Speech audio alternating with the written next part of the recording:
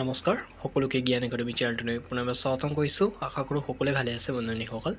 আজি আপোনালোকক মই ভেকেঞ্চিৰ আপডেট এটা দিব বিচাৰিছোঁ, টিচাৰ ভেকেঞ্চিৰ। যিসকল ইণ্টাৰেষ্টেড পাৰ্টি আছে নিশ্চয় এপ্লাই কৰক আৰু ধুনীয়া এটা অপৰচুনিটি বুলি ক'ব পাৰি বন্ধুসকল। তো মই ষ্টাৰ্টিং কৰি দিব বিচাৰিছোঁ। এইটো আহিছে আপোনালোকে চাব পাৰিছে চাইন্স ব্লকৰ ফালৰ পৰা, অৰণ চাইন্স ব্লক আৰু গভৰ্ণমেণ্ট পষ্ট হয়, টোটেলি ৰেগুলাৰ পষ্ট থাকিব। আপোনাৰ ফাৰ্ষ্ট পষ্টটো আছে আপোনাৰ PGT কেমেষ্ট্ৰি টিচাৰৰ ভেকেঞ্চি হয়। আপোনাৰ 3টা পোষ্ট আছে। মিনিমাম কোৱালিফিকেশ্যন পষ্ট গ্ৰেজুৱেশ্যন বিচাৰিছে আৰু আপোনালোকৰ 2 বা 3 বছৰৰ আপোনাৰ ধৰি লওক প্ৰাইভেট স্কুল বা কোনো ধৰণৰ যদি মানে তেনেকুৱা কণ্ট্ৰেকচুৱেল বেচিছ স্কুলত আপোনালোকে কৰাইছে বা কলেজত কৰাইছে তেন্তে আপোনালোকে ধুনীয়াকৈ এপ্লাই কৰিব পাৰিব। আৰু লগতে আপোনালোকৰ প্ৰিফাৰেঞ্চটো BEd বিচাৰিছে আৰু আপোনালোকে যদি ইংলিছত ধুনীয়াকৈ মানে কথা ক'ব পাৰে তেন্তে আপোনাক এই ভেকেঞ্চিৰ কাৰণে পষ্টিং কৰা হ'ব। আৰু কেনেধৰণে এপ্লাই কৰিব সেই সম্পৰ্কত জনাই দিম আপোনালোকক। নেক্সট PGT ফিজিক্সৰ 3টা ভেকেঞ্চি আছে।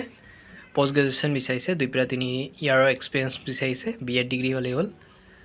ফ্লুৱেঞ্চ মানে ইংলিছত ভালকৈ কথা কোৱা হ'ব লাগিব। নেক্সট আপোনালোকৰ PGT জুলজিৰ ভেকেঞ্চি আছিলে 2টা, জুলজি টিচাৰ পষ্ট গ্ৰেজুৱেশ্যন 2 বা 3 ইয়াৰৰ মানে আপোনাৰ এক্সপিৰিয়েঞ্চ বিচাৰিছে আৰু BEd কৰাৰ লগতে আপোনালোকে ইংলিছত ধুনীয়াকৈ কথা ক'ব মানে পাৰিব লাগিব, মানে ফ্লুৱেঞ্চ হ'ব লাগিব। ঠিক আছে। নেক্সট আপোনালোকৰ বটানী কৈছে, নেক্সট আছে মেথামেটিক্সৰ ক্ষেত্ৰত পষ্ট কিমান আছে চাই ল'ব পাৰিছে স্ক্ৰীনত। নেক্সট 2টা পষ্ট আছে যিসকলে গ্ৰেজুৱেশ্যন কৰিছে, মাষ্টাৰ ডিগ্ৰী কৰা নাই, তেওঁলোকৰ কাৰণে 2টা পষ্ট আছে। অফিচ এছিষ্টেণ্টৰ 2টা পষ্ট আছে। 2 আৰু 3 ইয়াৰ্ছৰ ভিতৰৰ মানে এক্সপিৰিয়েঞ্চ বিচাৰিছে আৰু আপোনাৰ ফ্লুৱেঞ্চি ইন ইংলিছ, মানে ইংলিছ লেংগুৱেজত আপুনি ফ্লুৱেঞ্চ হ'ব লাগিব, তেতিয়া মানে এই ভেকেঞ্চিৰ কাৰণে আপুনি এলিজিবল হ'ব। মানে ইংলিছ মানে ধৰি লওক অলপ মানে ইমানো মানে হাই ফাই ইংলিছ নহয়, অলপ জাষ্ট মানে অলপ ইংলিছৰ লেংগুৱেজটো ধুনীয়াকৈ অলপ কথা ক'ব পৰা টাইপৰ অলপ হ'ব লাগিব। অলপ চলপটো ভুল হ'বই আৰু একো নাই বন্ধুসকল, ধুনীয়াকৈ এপ্লাই কৰক। আৰু ইয়াৰ পে' স্কেল কৈছে 20,000 পৰা 30,000 ভিতৰত থাকিব, লগতে নেগচিয়েবল বুলি কৈছে, মানে তাতকৈও বেছি হ'ব পাৰে। ঠিক আছে।